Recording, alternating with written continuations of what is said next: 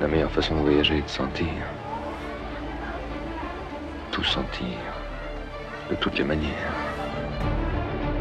Et pour vous, assis tranquillement dans votre canapé, la meilleure façon de regarder le cinéma à la télé, c'est de ressentir. Il sera donc question de sensations cette semaine, d'abord avec une œuvre singulière et hypnotique, 5 et la peau, signée par l'un des papes de la cinéphilie mondiale, Pierre Rissian, et on en parlera avec son acteur, Féodor Atkine.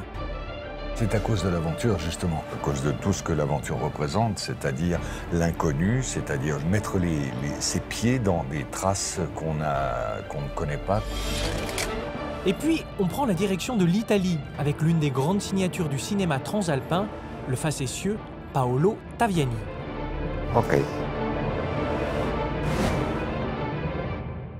Blackbird, blackbird, singing the blues all day. On oublie trop souvent que la vocation première du cinéma est de nous offrir des prototypes, ces histoires uniques qui éclairent une vérité que chaque spectateur ignore de lui-même. 5 et la peau appartient à cette catégorie. 5 et la peau. C'est le nom d'un vin chinois que j'avais découvert un soir de beuverie à Hong Kong. 5 plus la peau, comme me l'avaient traduit mes amis chinois. 5 parfums plus l'écorce. Le parfum de l'écorce en plus des 5 parfums. Entre journal intime et carnet de voyage, cette histoire qui suit l'errance d'un écrivain dans Manille est signée Pierre Rissian.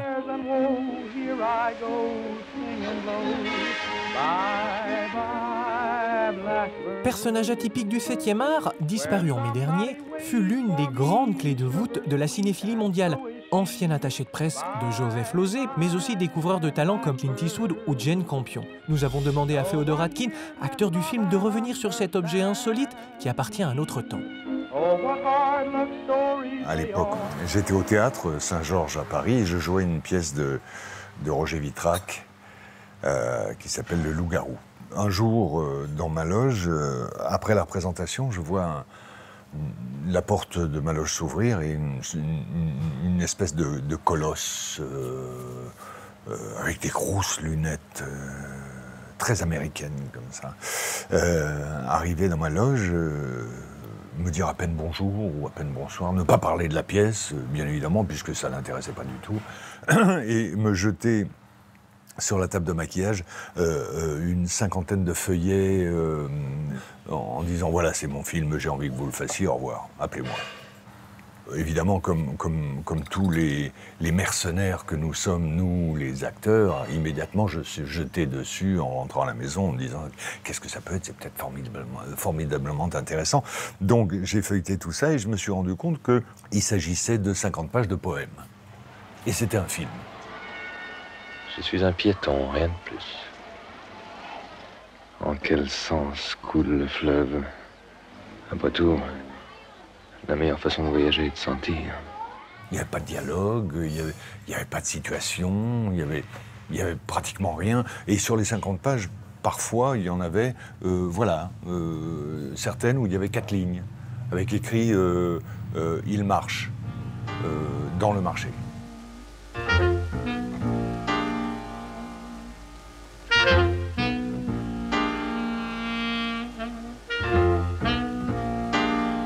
Pierre Rissian, qui signe ce film, est très peu connu du grand public.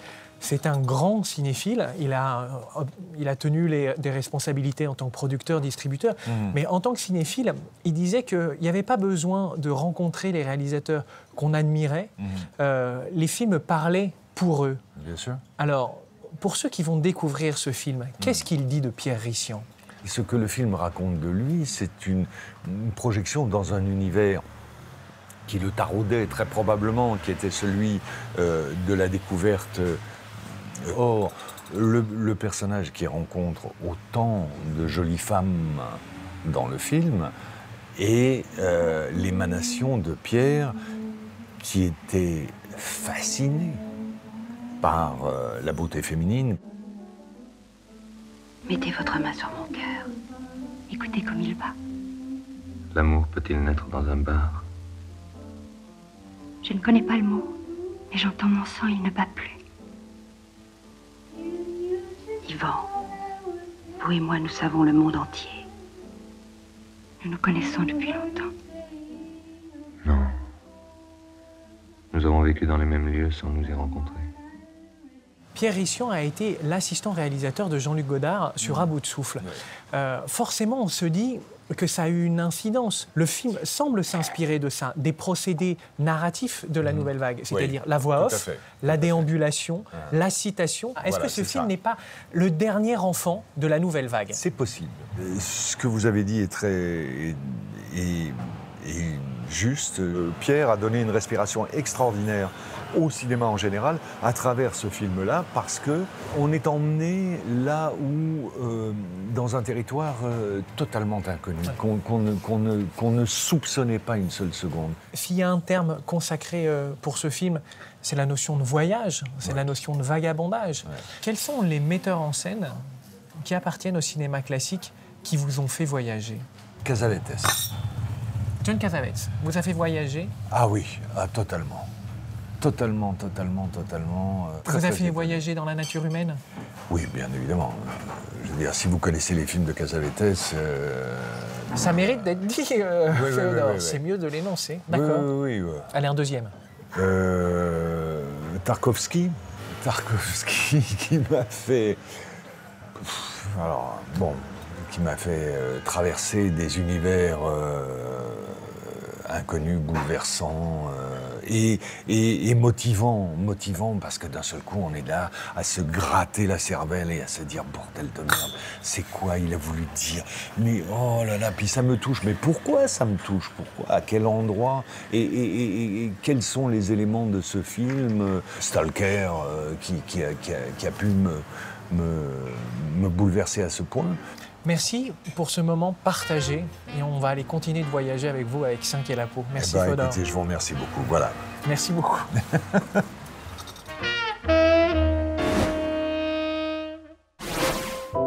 Parmi les grandes signatures du cinéma italien des années 70, on trouve entre autres Marco Ferreri, Bernardo Bertolucci et Taviani. Un patronyme derrière lequel se cachent deux frères formés au cinéma par Rossellini. Pendant plus de 40 ans, ils feront ensemble revivre le passé de l'Italie à l'écran en signant leurs films à 4 mains, moissonnant au passage de nombreuses récompenses comme une Palme d'Or à Cannes et un Ours d'Or à Berlin. Malheureusement, depuis le mois de mai dernier, Vittorio n'est plus. Laissons son petit frère Paolo bien seul pour nous parler de leur dernière collaboration, une affaire personnelle, un film sur l'amour fou dans un contexte de guerre. Che Hamilton? C'è di mezzo una ragazza.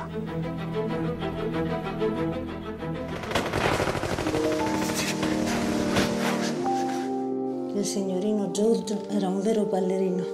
Anche lui è partigiano. Perché dice che preferiva me a lui? Bonjour Paolo Taviani. Buongiorno. Donc il est encore question d'amour dans ce film. Et l'amour est grand chez vous parce qu'il nous est rendu impossible. Alors puisque nous sommes dans une émission qui parle du cinéma classique, quels sont les metteurs en scène qui ont le mieux représenté le sentiment amoureux chez vous? Mi sembra di essere a scuola con questa domanda. Non lo so. Senso di Visconti e Bergman, certo. Bergman ha raccontato l'amore come pochi. C'est Roberto Rossellini avec Paisa qui vous a orienté vers le cinéma. Mais quels sont les autres metteurs en scène qui vous ont donné une idée ambitieuse de ce qu'allait être votre travail, de ce que pouvait être le cinéma? Tanti. Non solo. Due, tre. Tre. C'est toujours difficile. Je sais, c'est difficile. Mais prenez le temps, oui, on est à l'école. Je sais. Alors, Rossellini, De Sica, Visconti. De Sica, pourquoi De Sica? Pourquoi De Sica? Ouais, pourquoi et qu'est-ce que vous aimez chez De Sica? Je ne suis pas Bazin. Je ne suis pas un critique. Non, mais qu'est-ce que vous aimez dans le cinéma de De Sica? È troppo difficile rispondere a una domanda come questa perché sono tanti gli elementi. De Sica ci sconvolse questo formicaio di uomini che lavoravano, erano disoccupati nella Roma del dopoguerra e la capacità di De Sica di poterne seguire uno con il suo bambino. Questa grande tragedia della disoccupazione è legata a una bicicletta, cioè è un'invenzione, cioè un particolare piccolo, no? Una bicicletta, e invece diventa il simbolo di tutto il dramma e la tragedia. Basta. Vos premiers films datent des années 60. Est-ce que la nouvelle vague a eu une influence sur votre façon de faire du cinéma? Certo, sì, ha influenzato il modo di raccontare le storie.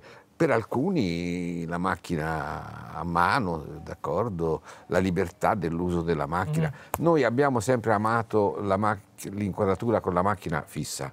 E i nostri film, San Michele aveva un gallo che è di pochi anni dopo e che è uno dei film che noi amiamo di più, dei nostri intendo.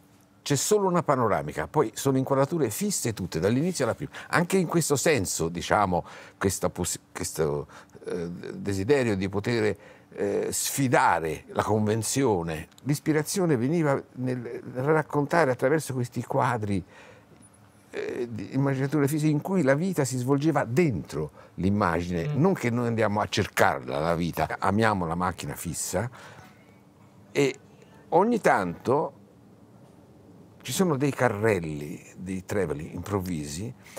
Allora il carrello, che è uno strumento straordinario che c'ha il cinema, se viene da vari, parlo per la poetica nostra, per le varie inquadrature macchina fissa, se improvvisamente arriva il carrello ha una forza. En 1963, vous tournez Les Hors-la-loi du mariage avec une de nos grandes actrices françaises, Annie Girardot. Annie era veramente eccezionale, perché prima del film, all'epoca eravamo molto preoccupati sempre che l'attore seguisse le nostre indicazioni, no? Allora lei ci disse, vabbè, allora ditemi, che devo fare? Perché era la storia di un lungo primo piano. Lei parlava e poi c'era il controcampo, il partner, che anche lui in primo piano, lunghissimo, praticamente rispondeva a lei. Allora io e Vittorio abbiamo detto, allora questo, e lei poi con una memoria incredibile ha fatto esattamente come noi avevamo detto, ma cambiandolo, cioè facendolo diventare suo, originale, formidabile, grandissima. Annie Girardot, il nostro incontro con lei è stato straordinario, ecco. Mais Paolo, vous auriez jamais eu envie de faire tourner Catherine Hepburn ou Cary Grant, par exemple?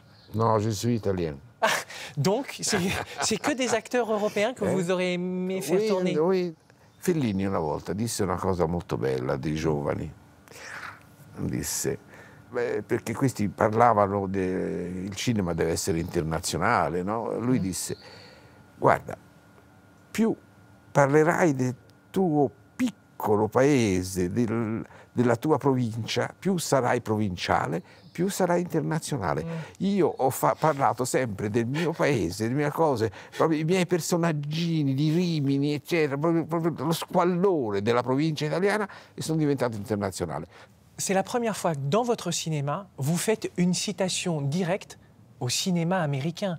La mélodie qu'on entend, qui est celle du Magicien d'Oz, c'est celle du cinéma américain. Alors, qu'est-ce que ça a représenté pour vous, le cinéma américain? C'était un monde magique? Ah, ti racconto un episodio a proposito su John Huston. Ok. Eravamo a Los Angeles con il nostro produttore per Good Morning Babilonia e il produttore ha detto Houston è molto malato e sta facendo le mixage dell'ultimo film I Morti, capolavoro.